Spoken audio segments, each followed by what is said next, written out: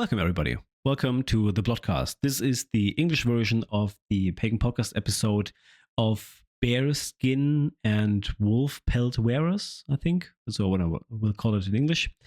And excuse the delay. I had a bit of an issue with the audio file conversion, and it totally screwed up the whole the whole take that I took, and I had to do it again. And in the weekend I didn't have much time, so sorry for the delay. And as you know, before we start with the subject of this episode, I always want to talk about a bit like my personal life, what is going on right now, and this is called the bullshit talk.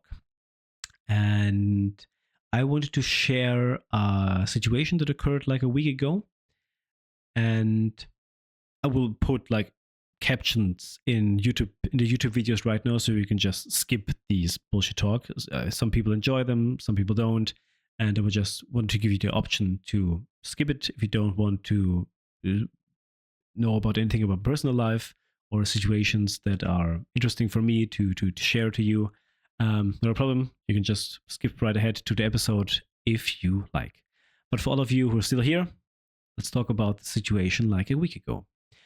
In Germany, we have a bit of a flu epidemic right now. A lot of people are ill, and it was the same with us. My daughter is going to the kindergarten right now, and that means a lot of bacteria is being shared and is going around. And my daughter was ill, then my wife was ill, then I was ill actually. That's why this whole episodes are 1 week delayed. And my daughter was then ill again. My wife is ill now, and I pray to the gods that I'm spared for this round. So, a week ago, my daughter was ill, and she had this coughing attacks in the night. And they were actually pretty scary.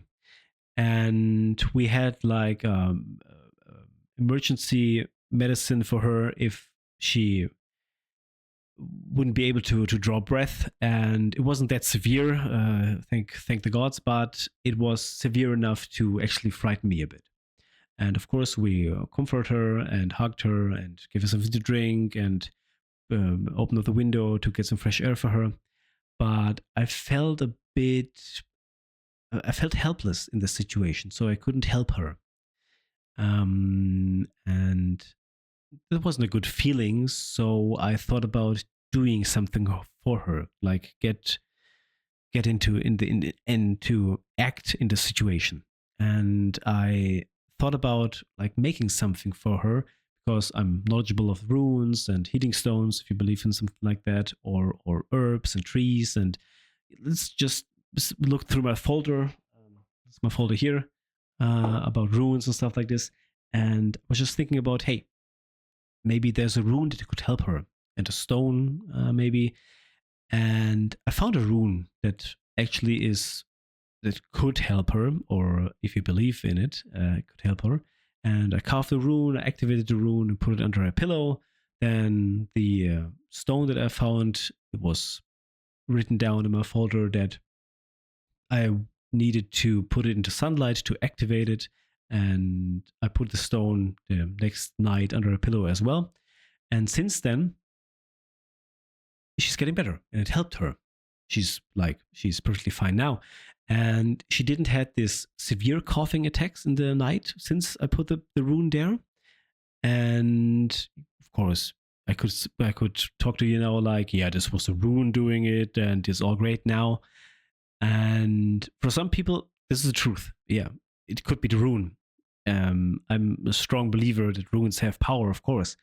But if we just step one step back and just think about a situation from like a psychological level, to think about it like I was in a situation where I was helpless and hopeless, and I couldn't help my daughter, which is a really bad feeling to have as a father.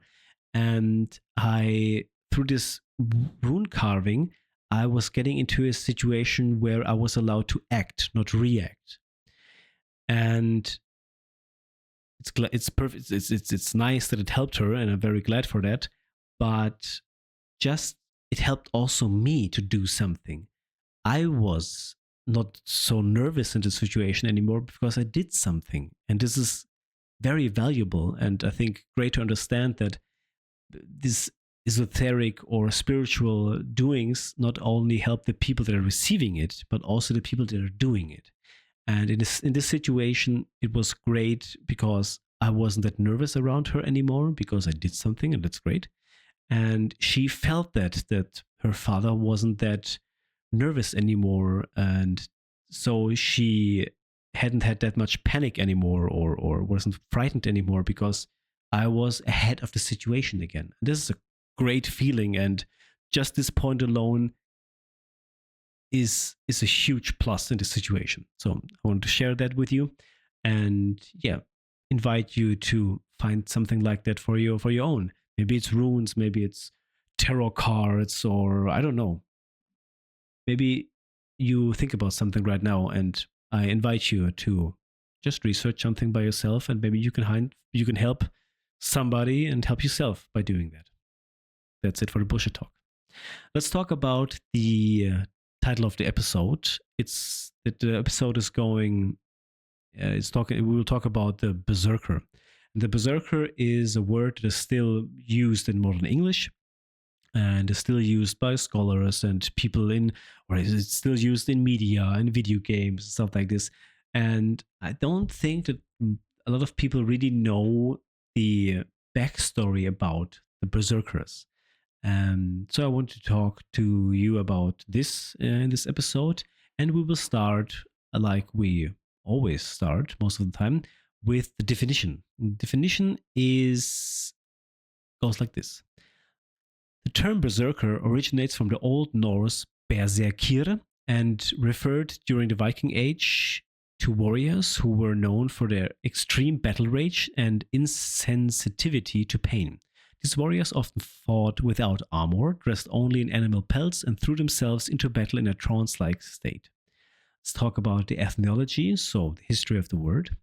The exact origin of the word berserkir is disputed. One theory suggests that it is composed of the word bear, so the Old Norse word for the bear in English, and serker. And serker means like shirt or garment, which could indicate that the wearing of bear skins. Another interpretation derives from the word bear. There comes it's basically the same, but with one more R at the end. So bear, the Old Norse, is B-I-R, and bear is B-I-R-R. And this is actually where the modern word English comes from, bare naked, so being naked. And Serker is the same again. So it means like not wearing, or the naked shirt, or the naked garment. And might suggest that these warriors fought without protective armor, which is insane in and of itself.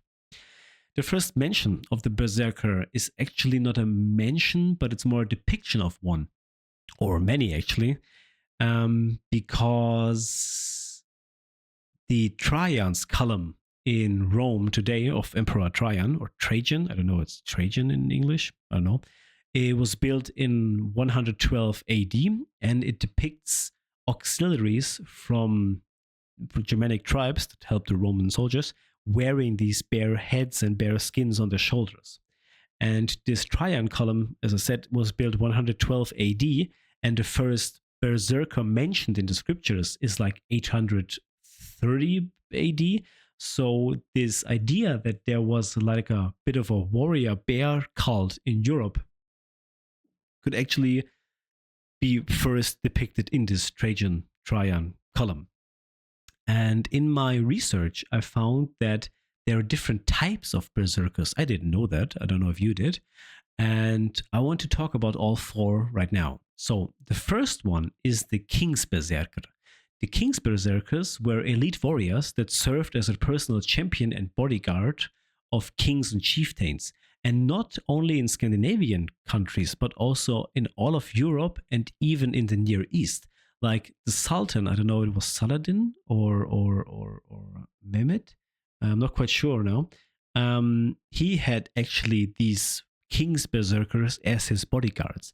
And it was actually a kind of symbol of royal power to have these Norse giant warriors as your bodyguards. It was a status symbol to have these to be able to afford these services. And the next group of berserkers were actually the hall challenging berserkers. They were like traveling warriors, and they would go to noble estates and were go to the meat halls or the halls of the chieftains, and were challenging the resident warriors, the heroes of these cities or villages, and defeating them in duels. And from a modern perspective, these were like, if we think about Berserker as a company, the King's Berserkers were like the best good you can sell. These are the best warriors, the battle hardened guys, and these are perfect for bodyguards to as a rental service. And these hall challenging berserkers, they were like the national sales team for the berserkers. So they would just go to do other heroes and other warriors, and were just beating them to a pulp to legitimize their capability in fighting. And the next group were the Holmgang Umadr. These were specialized in the Holmgang. The Holmgang is a ritualized form of duel. These berserkers fought to settle disputes, defend personal honor, or resolve legal matters. The Holmgang was a structured fight with specific rules, often carried out on a designed area known as Holmr, meaning small island. So these Holmgang Umadr were like the team of attorneys for this berserker company that we are thinking about right now, and were just like a violent form of disputing legal claims or defending honors. So when you have an issue, you can just pay a berserker, a Holmgang Umadr, to fight for you and probably win the case easily. I think something like this we should adapt in modern society again, definitely. And the last group were the Viking Berserkers. And the Viking Berserkers were capable seafaring raiders who went on expeditions to attack settlements and monasteries throughout Europe. Their savagery in battle and unpredictable tactics, because they were all crazy, inspired fear and contributes to the terrifying reputation of the Viking warriors. So the hall challenging berserkers were the national sales team, but these guys were the international sales team. So these people would take the name of berserker into all of Europe and actually to the Middle East, where their reputation would be enhanced by every raid that these guys were doing. So these were the 4 groups of berserkers that I found. And I thought about, when the berserker is associated to the bear, are there warriors that are associated to different animals? And are there different types of them, like for the berserker that's mentioned in the scriptures? And spoiler, there are not different groups, but there are different animals that I would like to tell you about. Because one of the other very well-known animal warriors of the Vikings were actually the Ulfhetnar, singular Ulfjedin.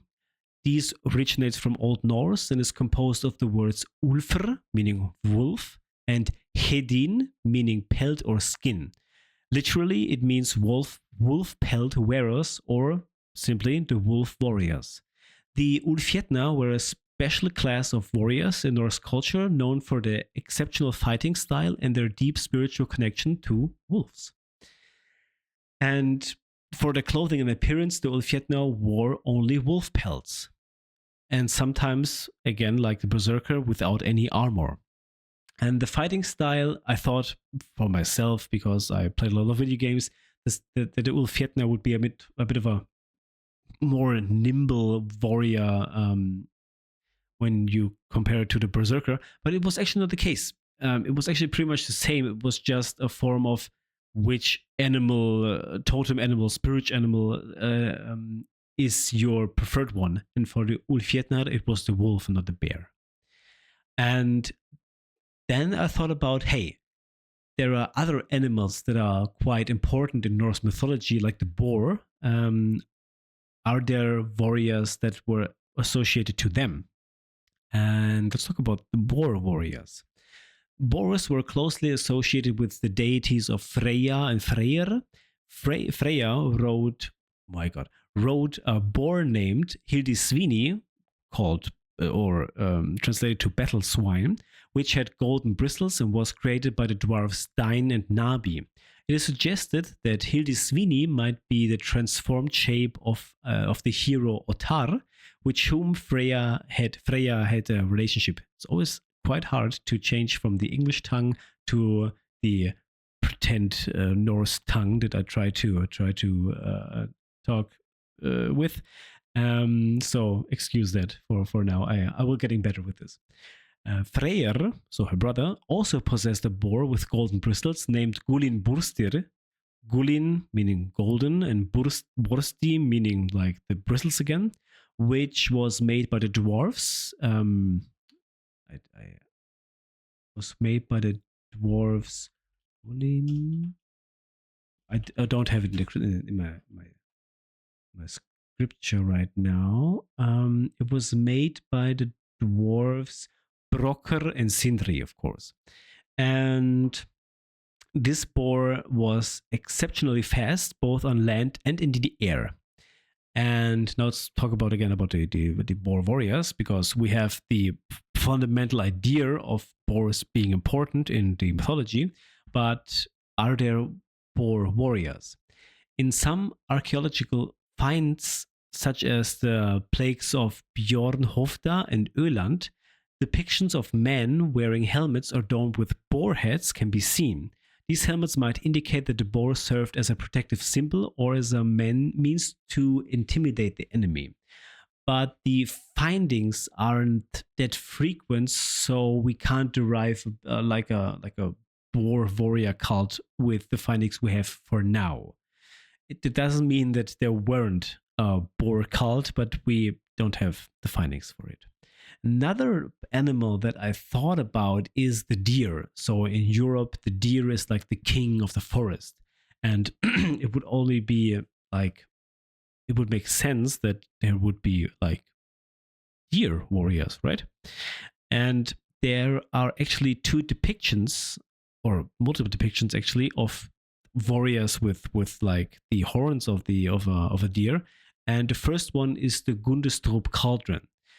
For you, those of you who don't know, this is a significant Celtic artifact from the 2nd or 1st century BC, shows on one of its interior plates a central figure with deer antlers in a seated position, who is often identified with the Celtic god Canunos that I talked about previously.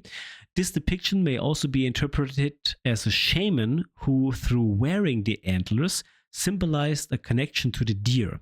The scene also shows a deer with antlers similar to that of the central figures, connected by leafy vines. So, like, for me, when I try to interpret it, this scenery, it's like this deer antler wearing shaman has like a spiritual connection to the deer, like, or is using the deer as some kind of spirit animal in a trance-like state, because he's sitting in this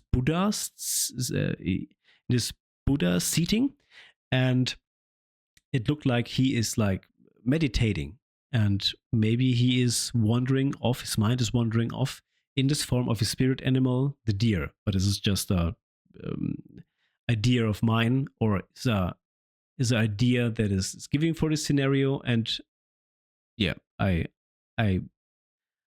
agree with these ideas of the scientists. And in the Ertebole culture of the Mesolithic period, graves were discovered in which individuals were buried with deer antlers, which could point to shamanistic practices. Such finds suggest that the deer played an important role in various prehistoric cultures, possible as a totem tier or a totem animal, or as a symbol of certain spiritual qualities. So not a warrior cult with a deer, but more like a shamanistic cult, maybe. We don't have the findings for it now, but I wanted to mention it nonetheless. Let's talk about the mentions in sagas of berserkers. So the first berserker I want to talk about is Angantyr Arngrimsson. And he is mentioned in the Hervarar saga og Heidreks, and in the Saxo Grammaticus, and in the Faroese, I don't know what's in English, ballads. The meaning of his name is actually derived of the words onge or ange, which means ship's prow or the beak of the ship, like the Viking ships always had a little of a beak to ram into other ships. And this is the word for it. And Tyr is the general word for God, of course, but also it's also the name of a god like Tyr or Tivats. And so his first name means like the god of the ship's prow or the ship's prow god. And Arngrimsson means son of Arngrim, where Arngrim means the fierce eagle. Grimr is fierce, and Arne is the eagle. And this Angantyr was the oldest of 12 sons of the berserker Arngrim. He possessed the magical sword Tyrfing. Tyrfing is like legendary sword of Viking sagas. And Tyrfing is actually pretty easy. We know that Tyr means god or warrior god, Tivats. And finger, I think you can hear it in English, it's finger. So the sword is actually called Finger of God or Tyr's finger. And this sword was forged by dwarves as well as by Dvalin and Durin. And it was cursed because the king that wanted this sword to be made was King Svafrlami. And he actually pressured the dwarves to make this sword in this saga. It's a long saga. I don't want to bore you with all of the nitty-gritties of this saga, but he forced them to do them. He forced the labor of them, and so they cursed the sword. And the sword was magical. It never would miss if you would hit with the sword. And some sagas actually talk about Tyrfing like coming back to the holder when it was dropped. And the curse of the sword was every time it would be drawn, it had to kill a man. This was the curse. And in the hands of this berserker Angantyr, it was of course, a bit of a mess to use it, of course. But who better than this berserker? And the saga of Arngrim is that one of his brothers, Hjorvadr, he wanted to marry the daughter of the Swedish king, and so he and his brothers went to the city of Uppsala and wanted to take this princess as his wife. But the princess had a champion. He was called Hjarmar, and he was against this, of course, and so they started a fight. And in the following battle, Oder, Hjalmar's companion, killed all 11 brothers, while Hjalmar was fatally wounded by Angantyr with Tyrfing. After the battle, Angantyr was buried. He died of his wounds, along with Tyrfing, and in a burial mound on Samso. And later, his daughter Hervor demanded the core sword back from his spirit. So these 12 brothers were actually all slain, all known berserkers, by this guy, Örva Oder. And Örva Oder is like one of the greatest heroes of Norse literature, and he actually managed to kill all of these brothers, which actually it's pretty crazy. That's for Angantyr, just for you to see that not all berserkers were actually invulnerable. They find their match because they fought a lot. So eventually you will find somebody who is stronger than you. The next berserker I want to talk about is Botvar Bjarki. Botvar Bjarki is mentioned in the Hrolf saga Kraka, and is also mentioned in the Latin summary of the lost Skjaldunga saga, and as well as the Bjarko in Saxo Grammaticus Gesto Danarum, like same book, like Angantyr Arngrimsson is mentioned. And his name is actually funny because Botvar is an old word for battle. I think you can still hear it in English. Battle, Botvar, it's not far away. And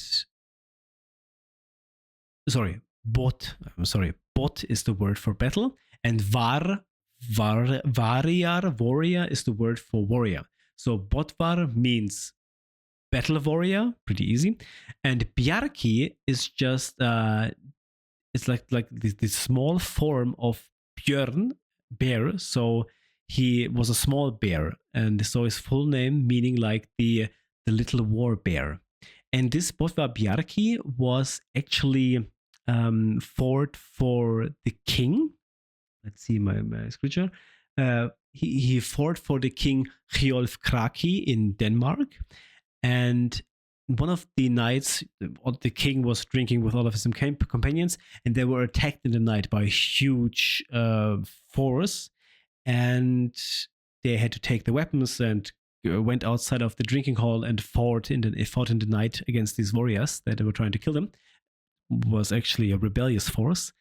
And Botvar Bjarki was actually sleeping through all of this altercation, and he was laying, it is told that he was laying on a bear pelt, and something magical happened in this battle because a huge bear was actually fighting alongside this king and was protecting him and killing warriors left and right.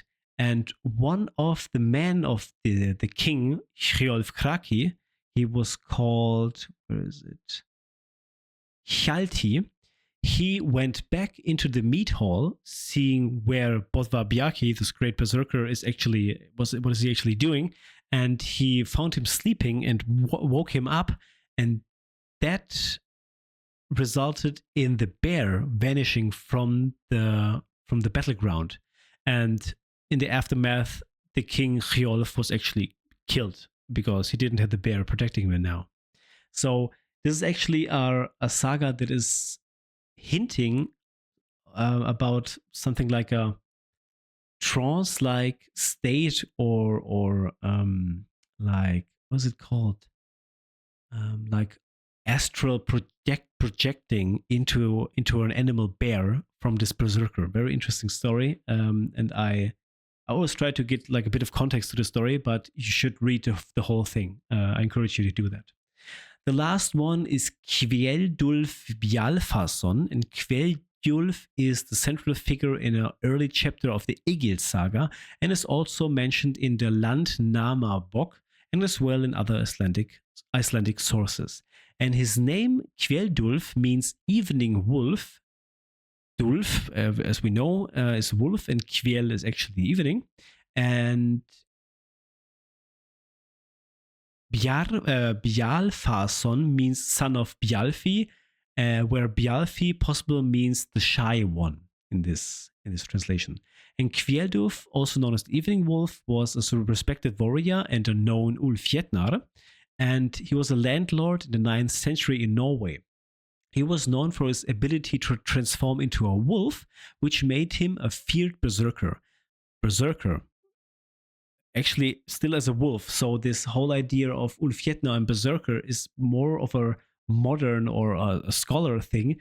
In this saga, he's actually mentioned as a berserker, even though he was transforming into a wolf, which would make him an Ulfjetn in the modern context of it. Hope this makes sense.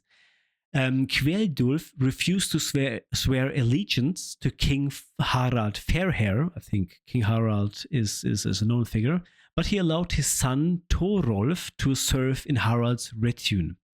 When Thorolf was killed by Harald's men, Kveldulf sought revenge, and he and his son Skjalagrimr killed and murdered and fled to Iceland. And he killed like half of the men of the king.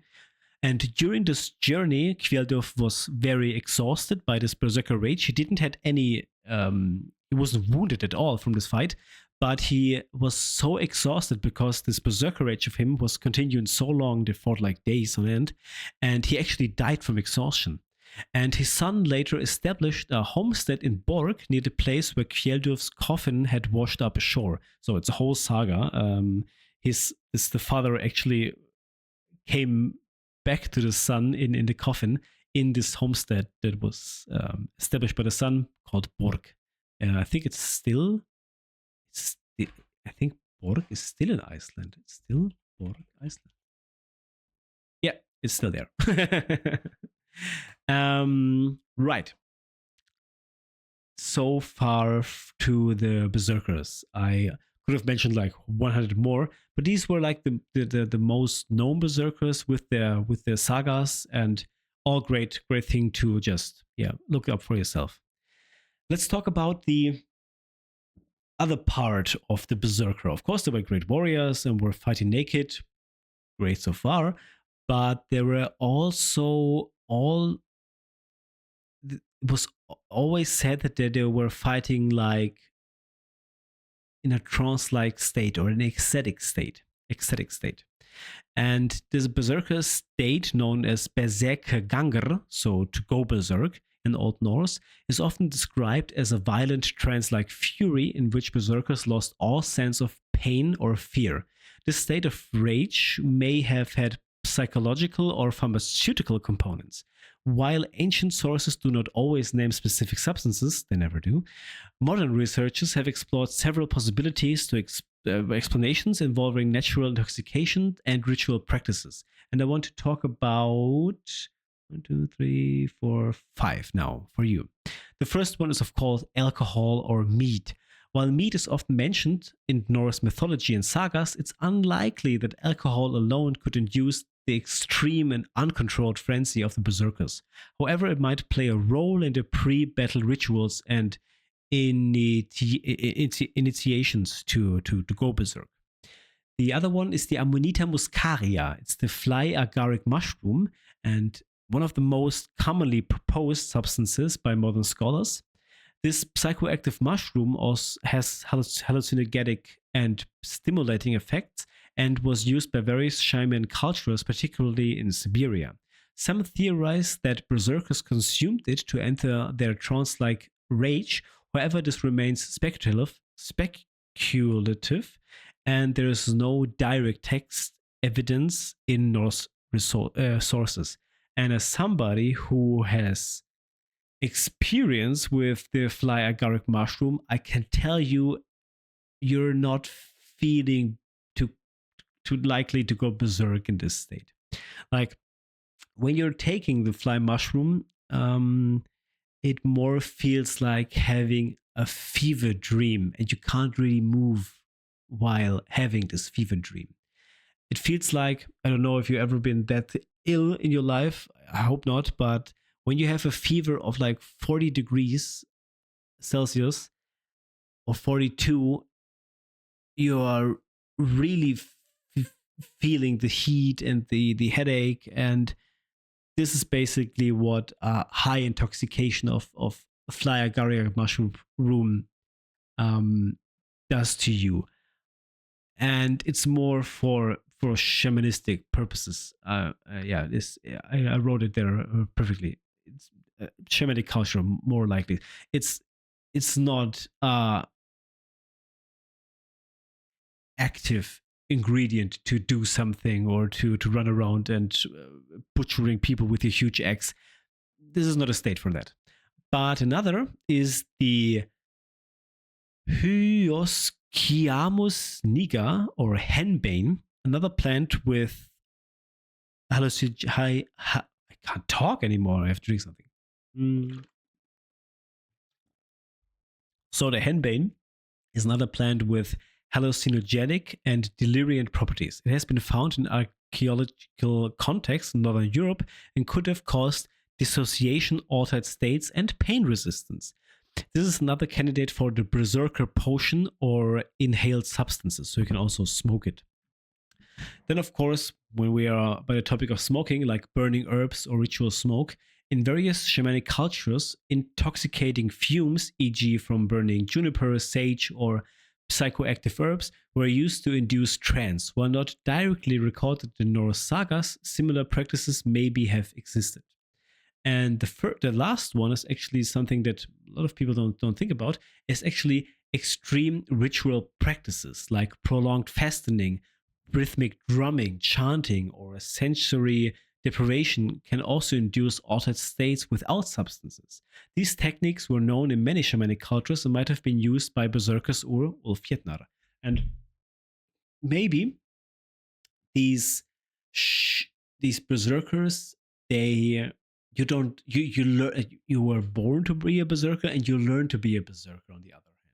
And I think that these let's put it like berserker school. You go to school to be a berserker, and I think every school had other recipe to induce this battle rage to go berserk. I think it's more likely that like this. It was not like this was common knowledge how to go berserk. None of the sagas write about it at all, and so I think it was more like a small group of people that knew how to do it their way and taught it to other berserkers to do it that way. I think that it's more likely. And actually, I found something more. So to go berserk is one thing or one types of trance, but in the history we have multiple forms of this trance-like state in different tribes, and one is the furor teutonicus. It's Latin for the Teutonic fury, and this term was used by the Roman history, like Tacitus, to describe the terrifying rage of Germanic warriors like 500 or 800 years before the Berserker.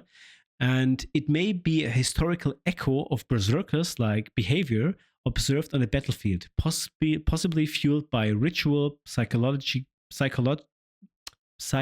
or substances.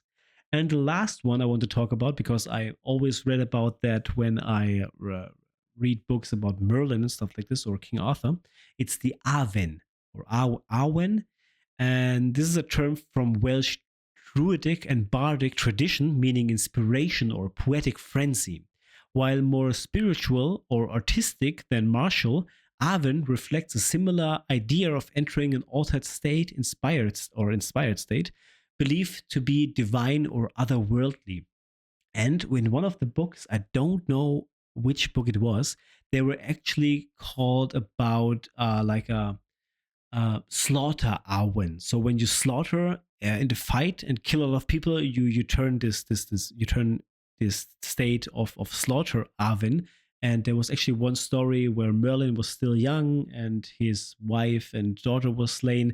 He fell into the slaughter Arwen and was killing like a whole army of invaders in this state. Now, for our last point, yes, the last point. Yes, it is.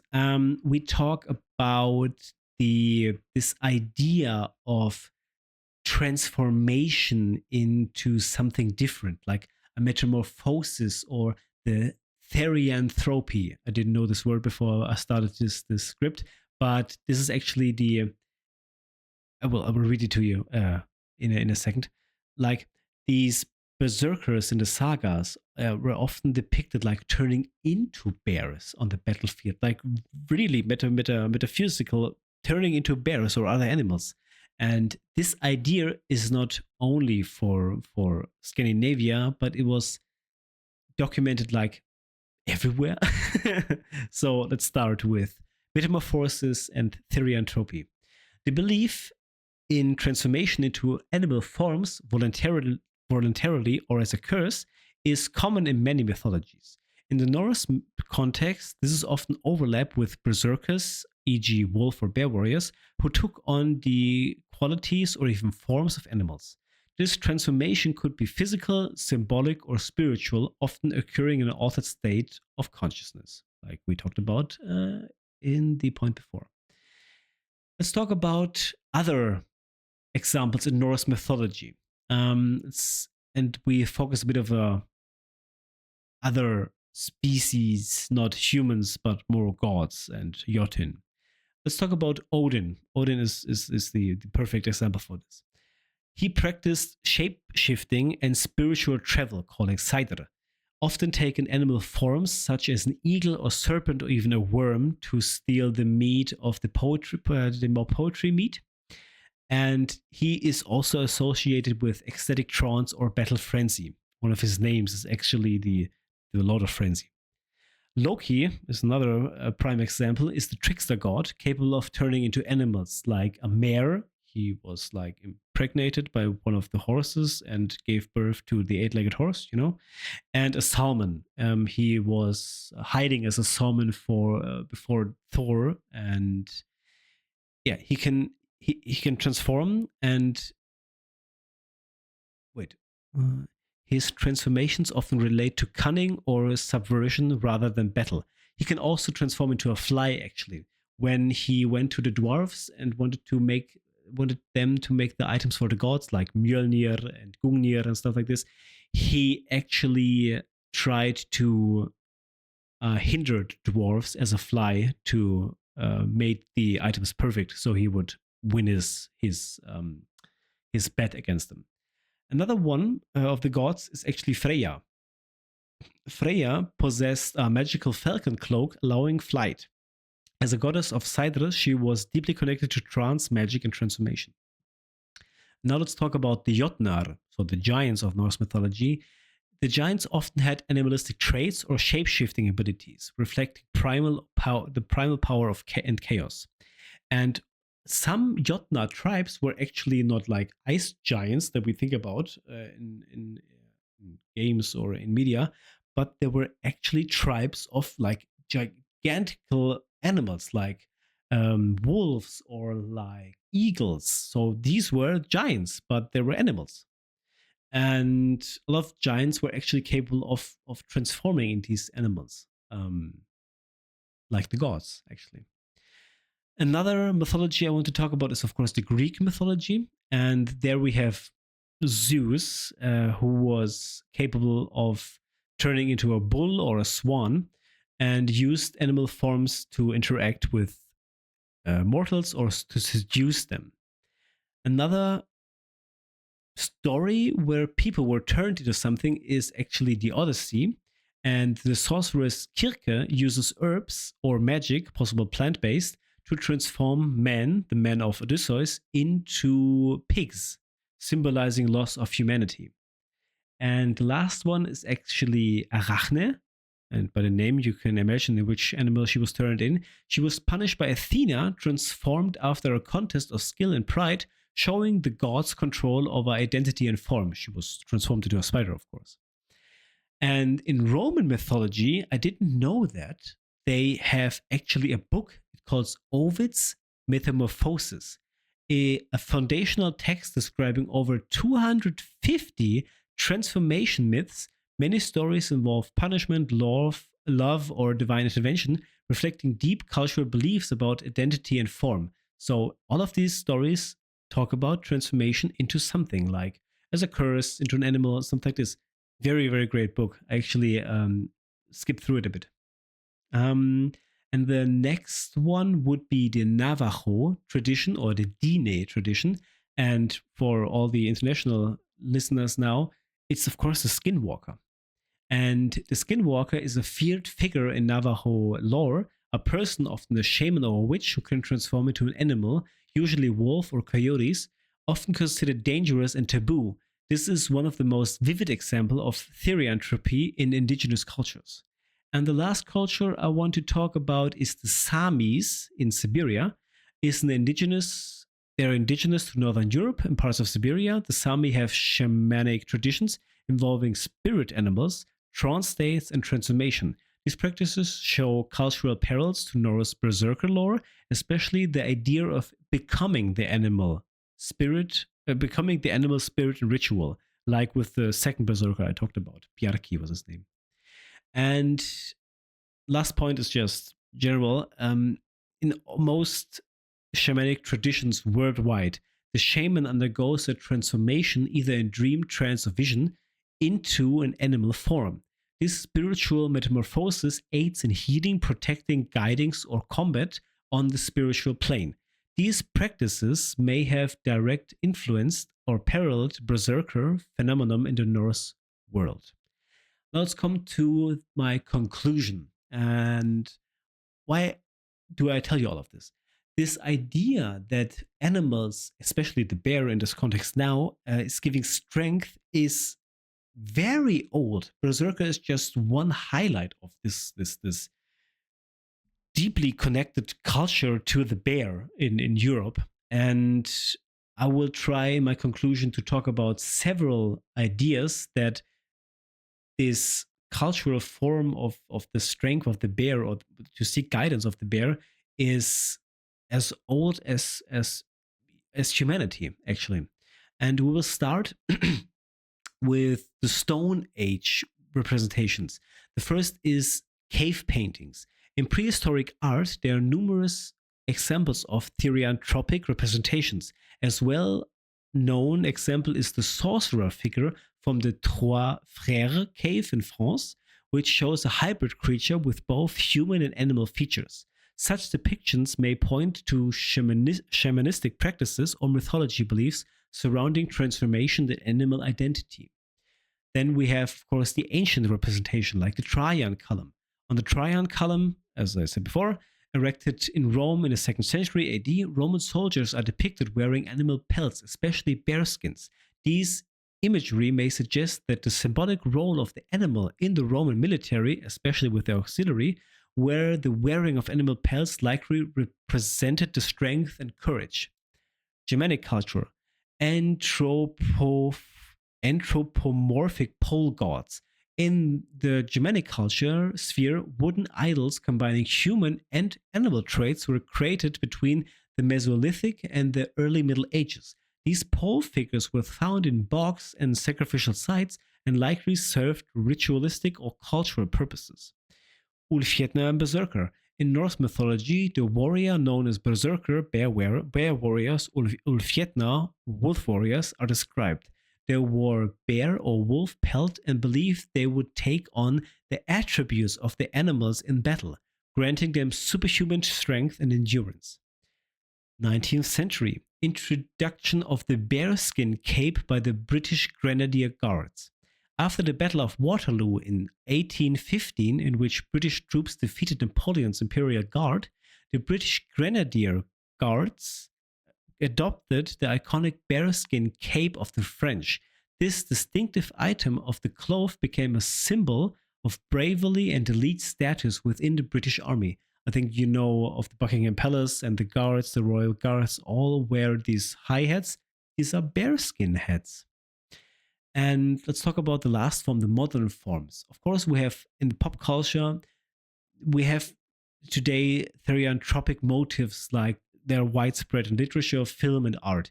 Characters such as werewolves or other human-animal hybrids are prominent in various media, reflecting the enduring fascination with the connection between human and animal nature. And the last one is actually a bit of a crazy one. There is the Therian subculture. There's a subculture of people who identify as animals, calling them therianthropy. This experience a deep spiritual or psychological connections to specific animals and express these connections in their lifestyle, beliefs, and identity. And this is, of course, maybe a bit too far, I think. But what I wanted to achieve with this episode is to get you excited about this idea of animal traits in you and traits that you maybe want to have in your life. And there are a lot of ways and ideas and literature to read about finding your spirit animal or finding a connection through like in trance to have a animal guiding you in these trance-like states.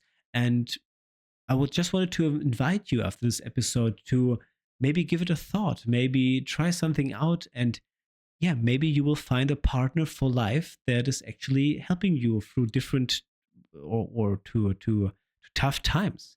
For me, the bear is a prominent figure through all my lives, through all my lives, yeah, through all my life. Because when I was little, when I was scared at night by some noises or something like this, I always envisioned a bear, like a big bear, sleeping with me in my bed, and he was like snoring, and he with his like with soft fur, and he was just there to accompany me. And I was always thinking about when something truly terrifying would be there with me in my room making these noises or something like this bear would wake up and help me. And this actually gave me a lot of confidence, and it soothed me to go back to sleep and to just to relax in the situation. Yeah. And I think there are a lot of situations where an animalistic partner or animalistic traits could really benefit somebody. And yeah, if you're interested in finding something out, just go for it. There's a lot of people talking about this. There are a lot of ideas floating around to how to gain access to knowledge like this. And yeah, give it a thought, give it a try. And I'm at the end of my episode. Thank you so much for listening in. Hope it was interesting for you. And I will see you in the next one. Until next time, see you around. Bye bye.